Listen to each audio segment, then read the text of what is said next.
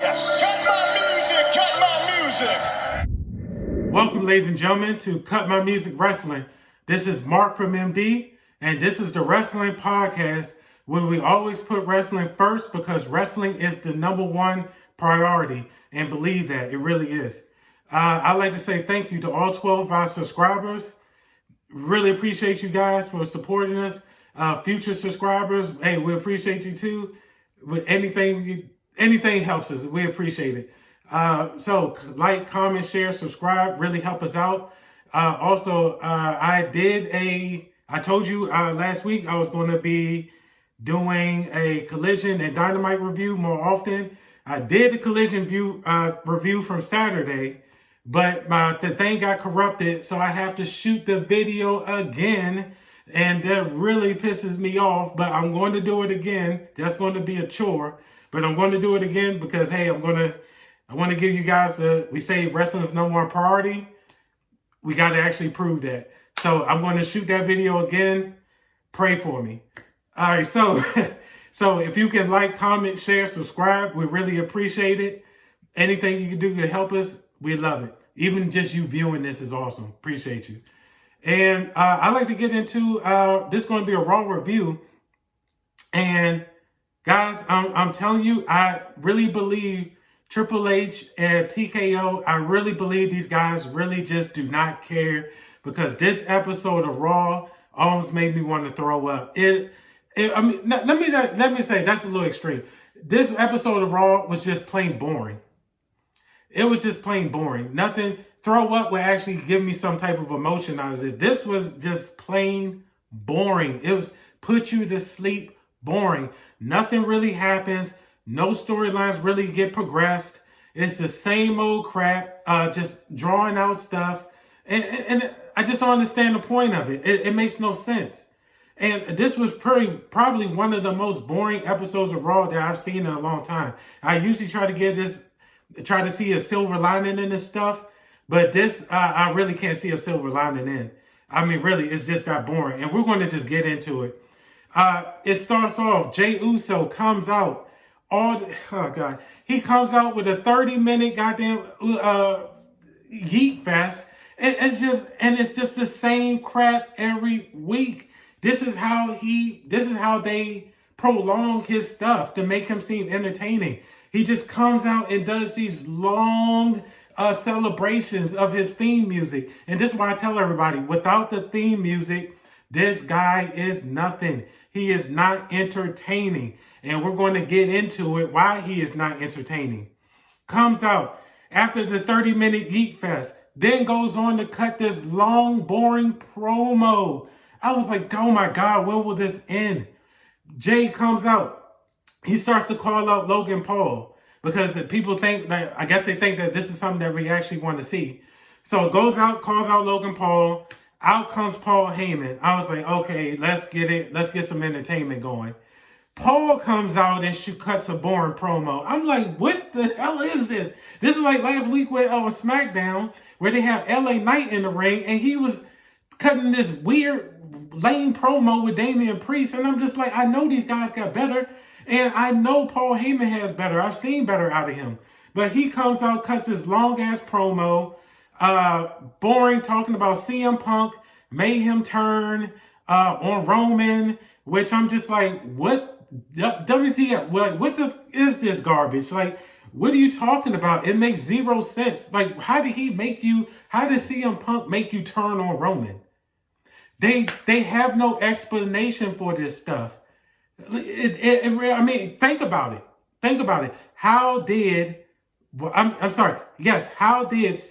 Punk make Paul Heyman turn on Roman?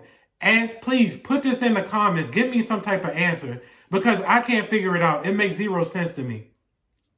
He goes on and talks about how Roman was a stray dog and he saved Roman's career.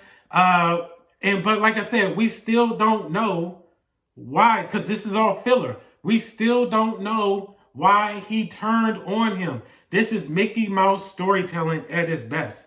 This is dumbed down crap to get for the dumb down the fans, to get us to just don't question it, don't think about it, just absorb entertainment, absorb this crap, and just keep it moving. This is basically what we're getting.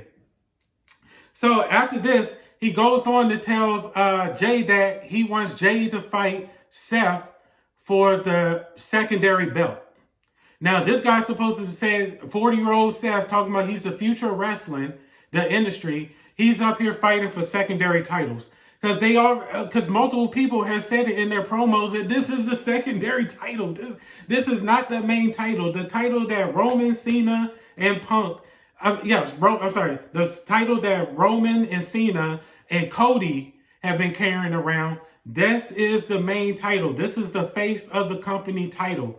This title that they're fighting for, the World Heavyweight Championship, this is secondary. But you got the so-called 40-year-old future of the industry is fighting for this secondary title. And so Paul Heyman wants him to go after this jobber belt. Like Patriot said before, Paul can give Sammy a title shot, but you have to go out here and negotiate title matches with Seth and all this other stuff, negotiate. But you can just throw Sammy into a title shot. But with everybody else, you got to do this negotiations. Once again, it just makes no sense. Eventually, Jay gets in Paul's face.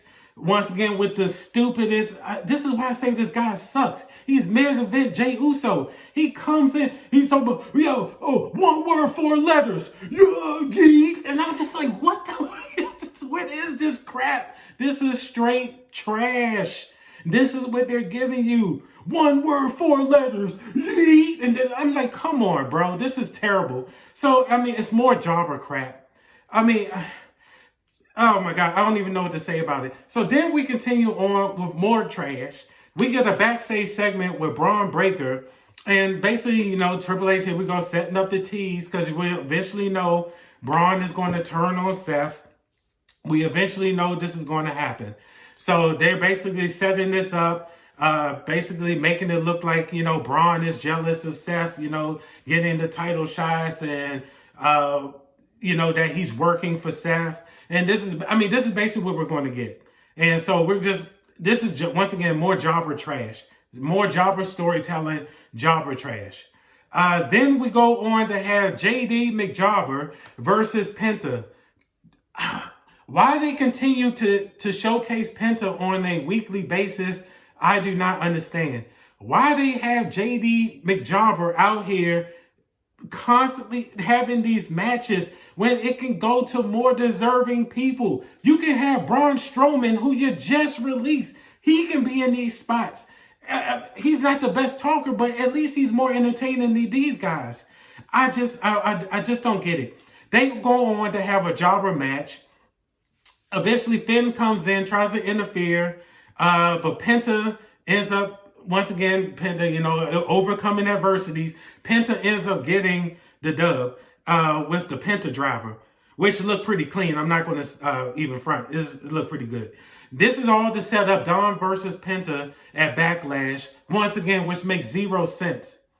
I don't understand why these two are beefing. I don't understand where it's coming from. It really should be something going on with Dom versus Finn. Finn should have been out of the group by now. But once again, Triple H in this long storytelling, I don't get it. He's just prolonging the inevitable. And this is where we're getting more jobber trash that makes zero sense. And then continuing on with the jobber trash, next up, we get A-Town Down Under. We get Austin Theory versus Grayson Waller.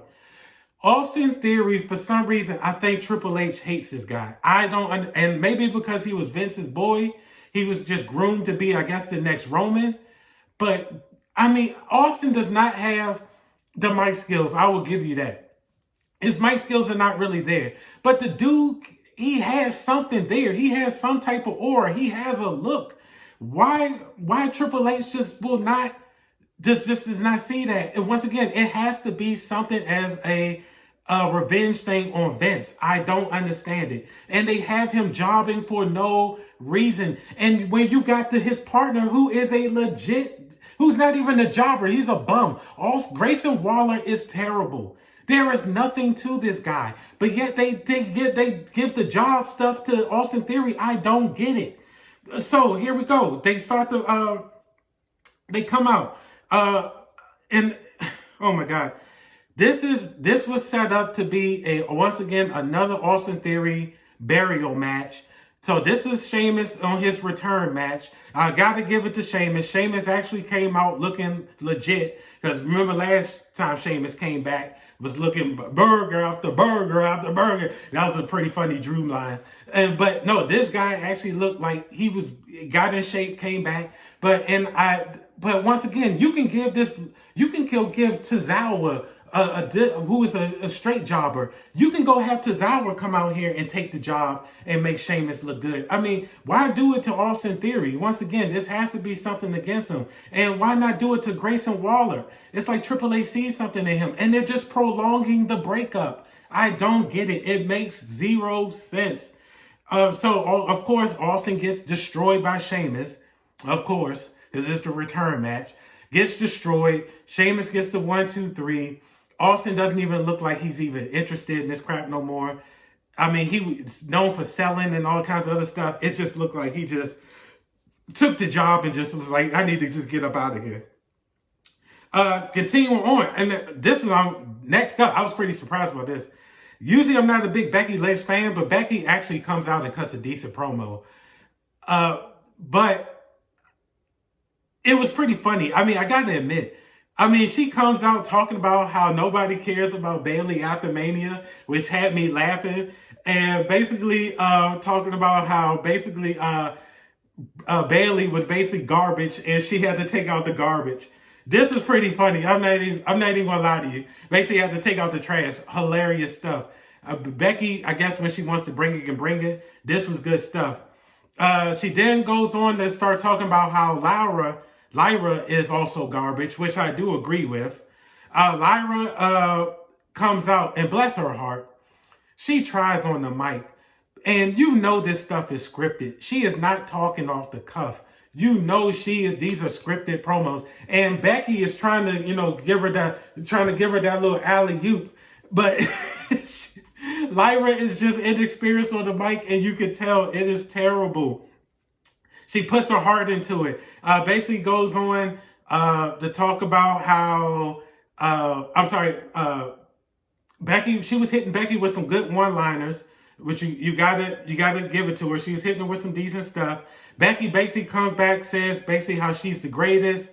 Then Lyra comes back talking about how she is the first Intercontinental Women's Champion in the women's division, which I'm just like, all right, true, but I guess we just want to ignore the China stuff, but whatever. Revisionist history stuff. So basically goes on talking about she's the first Intercontinental champ in the women's division, basically saying that she made history. But let's keep it real. Nobody cares about this belt. This is basically a third-rate belt. This is a third-rated belt. Nobody cares about this stuff. Nobody cares about Lyra. People barely caring about Becky. And I guess they're trying to use Becky to get people to care about her. But it's just not happening. Because she came out to zero pop. Also, then you have, they go on to have a brawl, which this was a sloppy looking brawl. I don't understand what the hell was going on here. Her and Becky, I guess, just do not have no charisma in the ring, because this was god awful, terrible. It was like botchamania. I was like, what the hell is this trash? So they basically looked like jobbers. I was like, okay, more jobber crap.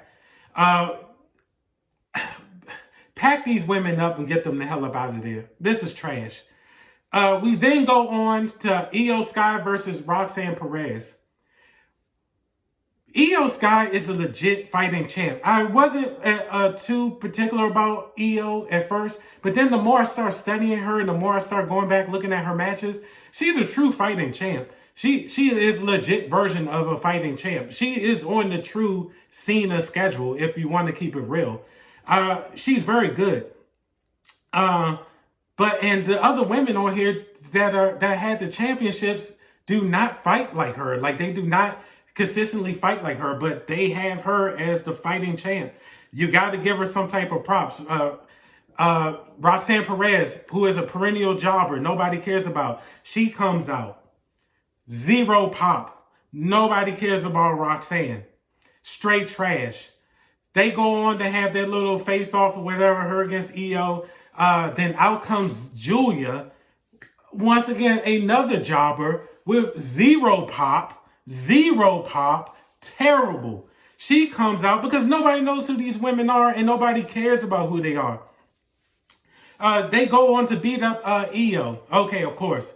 All of this crap is basically going to set up.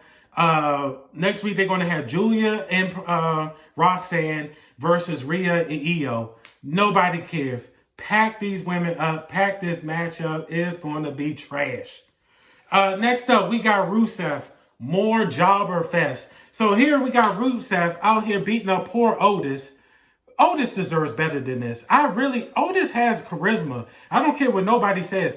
Otis has something there. And I guess WWE just doesn't see it. But there's something there with this guy. He is very entertaining. He has an aura. He has some type of character to him. Why they don't see it in him, I just don't know. But he's funny as hell. They have Otis out here jobbing to, of course, Rusev. Which I'm just like, why do you have Rusev out here doing this stuff? Rusev beats up Otis, puts him in a submission, makes him tap, of course. Then Rusev runs out of the ring. Rusev then runs back into the ring to hit, what's his name? Tozawa. Tozawa hits him. He's such a jobber. I can't even remember his name. Hits jobber-ass Tozawa in the back of the head. And I'm just like, hold on. Are you trying to present this guy like a monster? Why is he running out of the ring? And then just to come back and do a sneak attack on Tozawa. And if you're going to promote Otis and Tozawa as jobbers, then have Rusev go in there and just clean these guys up. Pack this up. This is more trash. This is more trash. They should have brought Rusev back as a face, brought back the Rusev Day, continued that on, and then they should have just done that. But they brought him back as a heel. Now he's going to end up being a mid-card jobber because nobody cares about Rusev. Let's keep it real. We then go on to more jobber garbage with Pat McAfee cutting a promo against Gunther. Nobody cares about this match. Like, what is going on here? Why are these two fighting? Like, Pat McAfee wants to fight Gunther over just because he got in Michael Cole's face? What? This is trash. This is what WWE is giving you, and they think people want to tune in to see this trash. So, once again, nobody cares. They basically go out here, they're cutting out generic promos, pack this match up to, pack these jobbers up, get them the hell up out of here. Get them off my TV. Now we on to the main event. We got Jay versus Seth. This is about to look like a jobber fest. I was like, what the hell is this trash? The first half of this match was looking like some straight dog shit. I don't know what the hell was going on. But I guess they must have talked to each other during the match and told them we need to step this stuff up. Or the ref told them, hey, y'all need to step this crap up because it's looking like some jobber stuff. They eventually step it up to actually have a pretty decent match. Turns out to be a pretty decent match. Then it turns into a finisher fest towards the end. I'm like, what the hell is this crap? I'm like, all right, whatever. Let's go with it. Which, of course, is going to lead to a bunch of false finishes, which I guess is entertaining because people love false finishes. It gets the bots into being like, this is awesome. You know, you hit a bunch. If you want to get the bots to chant, this is awesome, just have a bunch of false finishes and the bots go crazy. So it was looking like Seth was going to win this belt, which was pretty cool, which of course we knew wasn't going to happen. Jay just got the title and they're so predictable. This isn't like old WWE where people had the title and they can lose it at any minute. But for them to actually have a title defense on Raw, hey, kudos to Triple H for doing this. Kudos for them to have this. Okay, Sammy ends up coming out. Sammy gets a spear. Jay ends up getting a spear. Then gets a curve stomp, which looked pretty clean. Seth's curve stomps are looking very clean, by the way. Goes out here, and we all knew that eventually Roman or CM Punk was going to come out here. So eventually, of course, CM Punk ends up coming out. I was like, oh God. Once again, just because it's just so predictable. CM Punk ends up coming out. He ends up beating up Braun Breaker because Braun, of course, he's there. He ends up beating up Braun and Seth with the chair. They go scurry off like some Three Stooges garbage. They go run away. And then you got Jay and Sammy and Punk standing tall in the ring to close out the show.